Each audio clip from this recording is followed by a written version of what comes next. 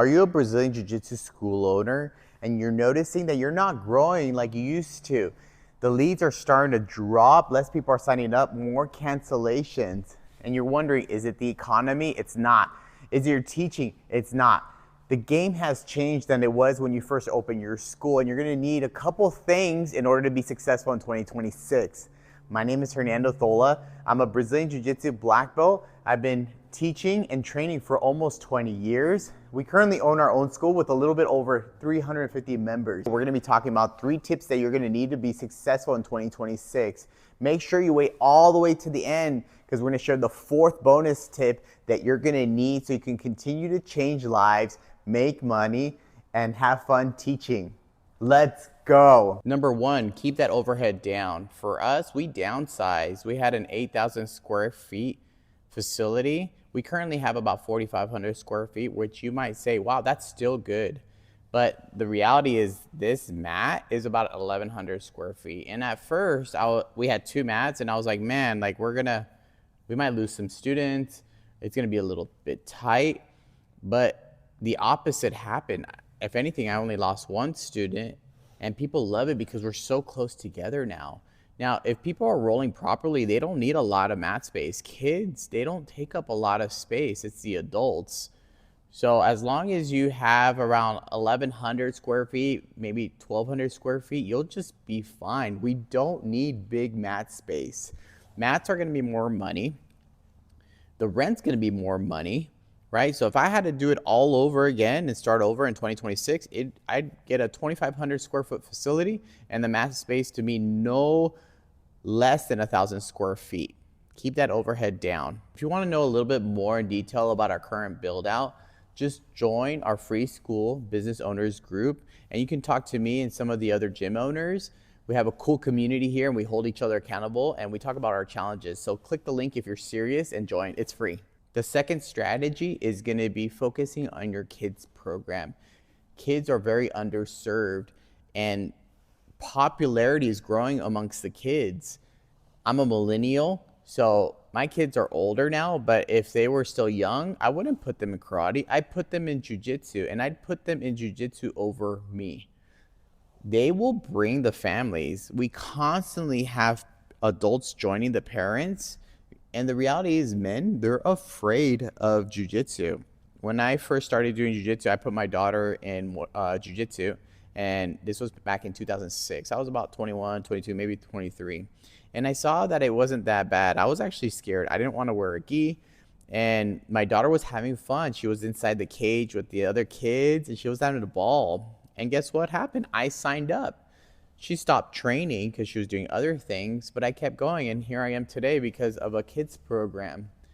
So most academy owners focus is on tournaments, competition, and their fighters. That's such a small percentage of the overall population of jiu-jitsu, period. Jiu-jitsu is super niche, and now we're gonna narrow it down to the athletes. Focus on the people that actually need jiu-jitsu. Kids that need confidence, they need exercise, character building. Focus on the adults. They wanna learn self-defense. Women wanna learn self-defense. Don't focus on the fighters. If you wanna know a little bit more about that strategy, if you're serious, click that link for our free business owners group. Other gym owners that are very successful that are actually part of our coaching program are in there as well too. Click the link and join.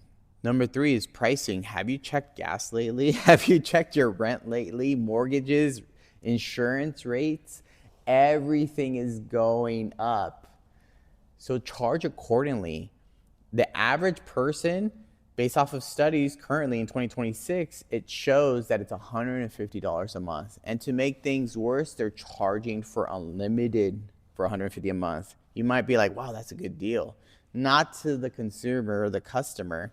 The customer thinks they're paying too much because they're not coming unlimited. They're not coming every day. Those days are over. Everyone's working multiple jobs. Do you really want a child to be in your program 6-7 days a week? Yeah, they're gonna be beasts, but the longevity of that student, they're gonna burn out. They're not the Rotolo brothers. That's a small percentage. The average child and adult only trains 2.5 times per week. And there's studies that show it. check. If you're a school owner, just check your attendance and you'll be like, wow, you know what? He's right. If not, bash me in the comments. It's okay. So charge accordingly. What we recommend is that everyone across the board should be $200 a month, but not for unlimited, for 8 times per month. I want to hear what you're charging. Go ahead and put it on the link. Okay, let's share feedback. Let's comment, talk. I'm available. We're currently mentoring a couple gyms right now, and one of them is they're charging for unlimited, and that's what I recommended, is to just charge the same price, the 150 at 8 times per month, and work your way up. It's better to charge a little bit more for a premium because everything's expensive right now. You have to pay for insurance per person, cleaning products, staff, lights, rent goes up 3% per year. I think ours is currently at 5% per year.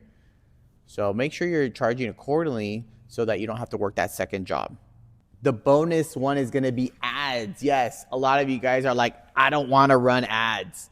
I don't even know how to run ads. I've been burned by other agencies as well. Okay, me too. But you know what? We do our own ads. We learned how to do it. And if you want to learn how to do those ads, just go ahead and join the free school community group and we'll talk. Run ads, but you cannot run ads until those 3 things are going. Make sure that your overhead is low so you can keep running ads. Focus on kids so you can have the right leads coming in so you can run ads. 3, pricing. Make sure you're charging accordingly so that you're not at max capacity, because you're going to be tempted to want to open another school, another location, but that all costs money. So make sure those 3 things are working together, then you'll be ready to run ads. So you don't have to shut them off. We haven't turned off ads for like 5-6 years. What about all those big companies, Coca-Cola, Super Bowl commercials? They invest so much in ads. And even though you might be a smaller jiu-jitsu school, we got about 350 members, you should still be running ads. Be the community leader. And so when people think of jiu-jitsu, they think of your gym first. So make sure you're running ads. If you're loving this comment, make sure you go ahead and join our free school community group, because we're running a 90-day accelerator program. For us, we were able to, within 2 months, get about 60 members, and we'll share that playbook with you. And we only have 7 spots to be able to mentor 7 school owners. So make sure you click the link, you'll get a hold of me, and we want to make sure that we're a good fit for each other. Click the link and join. If you're wondering, leads are down and growth is harder, don't take my word for it. Click this link. And in that video, we talk about Century Martial Arts did a survey for almost 500 schools, and they shared the data that adult leads are down. Growth is a little stagnant right now. And we talk a little bit more in detail in this video here. So click the link and I'll see you on the other one. Like, comment, and subscribe.